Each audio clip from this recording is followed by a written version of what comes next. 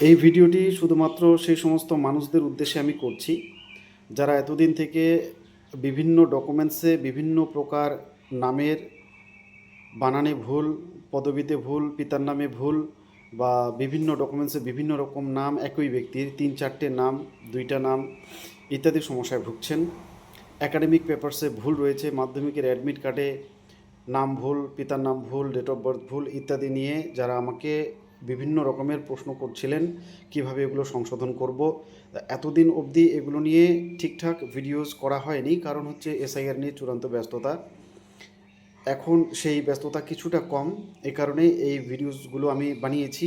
তো আপনাকে কি করতে হবে, যদি আপনার ডকুমেন্টসে বিভিন্ন প্রকার ভুল থেকে থাকে সেগুলো কিভাবে সংশোধন করাতে পারবেন। একাডেমিক পেপারসগুলো ভুল সংশোধন করাতে গেলে আপনি যে নির্দিষ্ট অফিস রয়েছে সেখানে গিয়ে কিন্তু এই ভুলগুলো সংশোধন করাতে পারেন, কিন্তু তার জন্য আপনার কিন্তু নির্দিষ্ট ডকুমেন্টস লাগবে। ধরুন আপনার অ্যাডমিট কার্ডে মাধ্যমিকের ডেট অফ বার্থ ভুল রয়েছে, সেটা আপনি সংশোধন করাতে চান, তাহলে আপনার কিন্তু বার্থ সার্টিফিকেট লাগবে। নাম সংশোধন করাতে চান তাহলে কিন্তু আপনার নামের পরিচয়পত্র লাগবে, যে পরিচয়পত্রটা দিয়ে আপনি অ্যাডমিটের নামটা সংশোধন করাতে চান, এগুলো লাগবে। এগুলো যদি না থাকে তাহলে কিন্তু করাতে পারবেন না। এবং আপনার যদি অন্য ডকুমেন্টসে নাম, পদবী, পিতার নাম, মাতার নাম, অক্ষরে ভুল, একের বেশি নাম, এক একটা ডকুমেন্টসে এক এক রকম নাম, এগুলো ভুল থেকে থাকে, তাহলেও আপনি এগুলোকে সমাধান করতে পারবেন।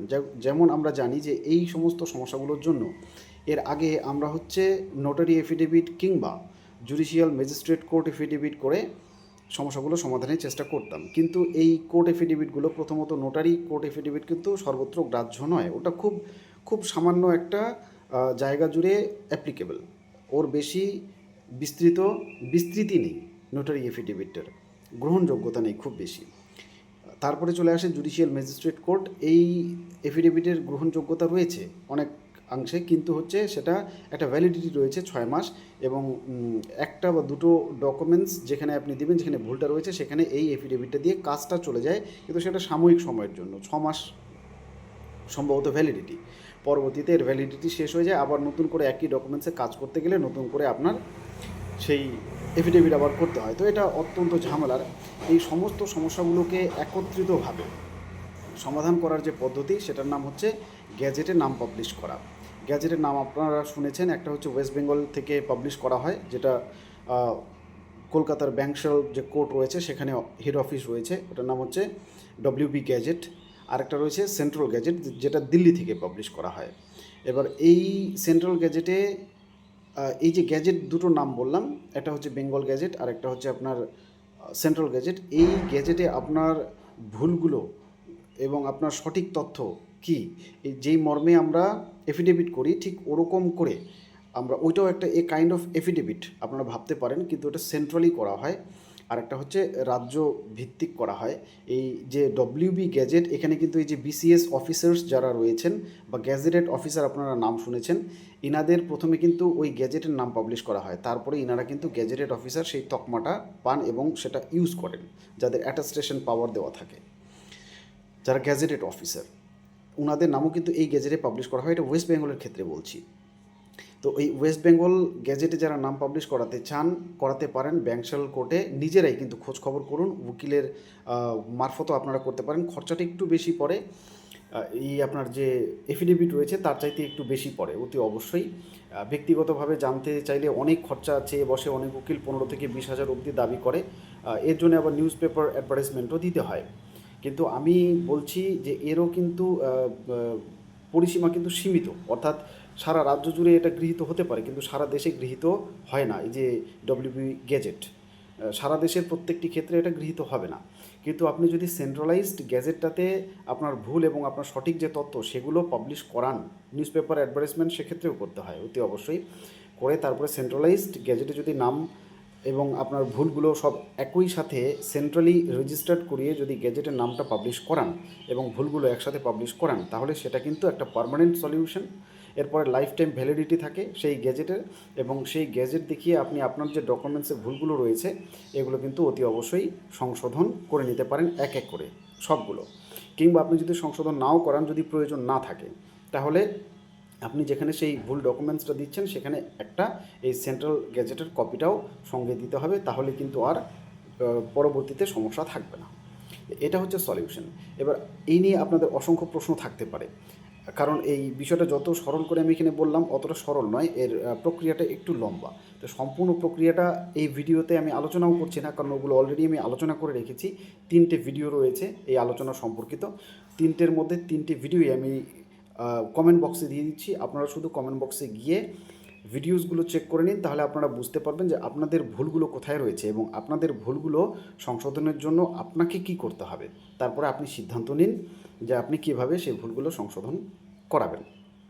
আর যাদের একাডেমিক পেপারসে ভুল রয়েছে, বিশেষ করে যাদের বিএ এমএ ইত্যাদি যে পেপারসগুলো সেগুলোতে ভুল রয়েছে, ওগুলো কিন্তু ইউনিভার্সিটিতেই ঠিকঠাক হয়ে যায়, কিন্তু তার জন্য আপনার বাড়িতে পেপারস লাগবে, আপনার সঠিক পেপারস লাগবে যেটা দেখিয়ে আপনি সংশোধন করাতে পারবেন। সঠিক পেপারস না থাকলে আপনাকে আবার ওই সেন্ট্রালাইজড গ্যাজেটের শরণাপন্ন হতে হবে, না হলে ওনারা কিন্তু আপনার একটা ডকুমেন্টসের ভিত্তি লাগবে, তো এর ভিত্তিতে আপনি এই ভুলটা কারেকশন করাতে চাচ্ছেন, সেই ভিত্তিটা যদি না থাকে তাহলে ওনারা কিসের ভিত্তিতে করবে না, দৌড়াদৌড়িটা নষ্ট হবে, টাকা খরচ হবে।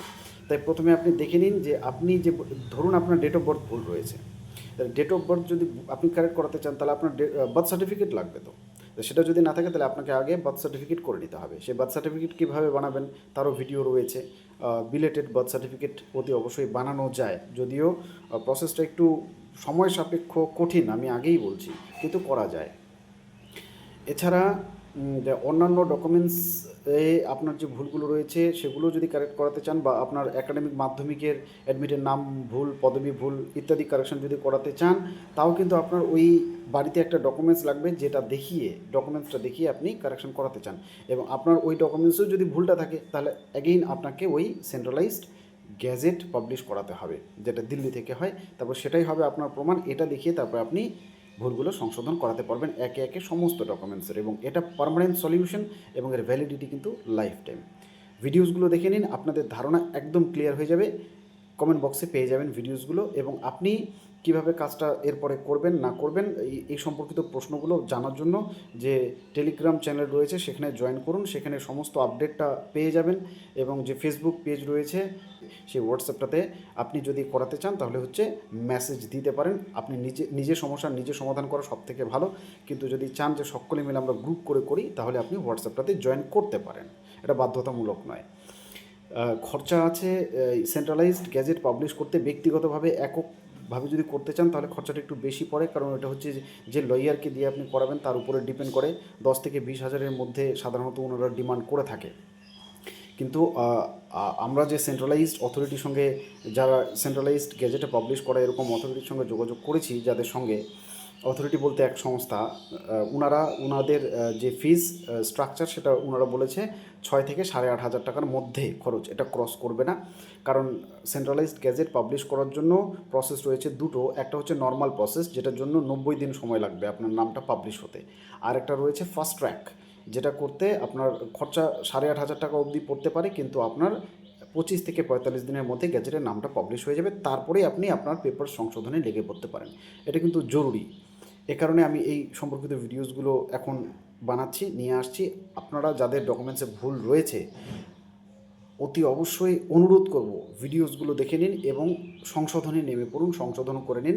আগামী দিনে আরও বড় সমস্যায় যেন আমাদের না পড়তে হয়। এসআইআর কিন্তু চোখে আঙুল দিয়ে দেখিয়ে দিল যে সামান্য একটা ভুলের কারণে মানুষ ডিলিট হয়েছে বা আন্ডার অ্যাডজুডিকেশন হয়েছে। এই ভুল আরও বড় পরিসরে যেন আমাদের নেক্সট জেনারেশনকে ভোগ না করতে হয়, এ কারণে এটা আমাদের দায়িত্ব এবং কর্তব্য ভুলগুলো সংশোধন করা। ভালো থাকবেন, সুস্থ থাকবেন। টেলিগ্রাম চ্যানেলটাতে জয়েন করুন, আমি লিঙ্ক দিয়ে রাখছি। টেলিগ্রাম চ্যানেল এই কমেন্ট বক্সেই পেয়ে যাবেন সেই টেলিগ্রাম চ্যানেলের লিঙ্ক, এবং হোয়াটসঅ্যাপে জয়েন করার জন্য ফেসবুক পেজটাতে জয়েন করুন, ওখানে হোয়াটসঅ্যাপ নম্বরটা দেওয়া আছে। ধন্যবাদ, ভালো থাকবেন।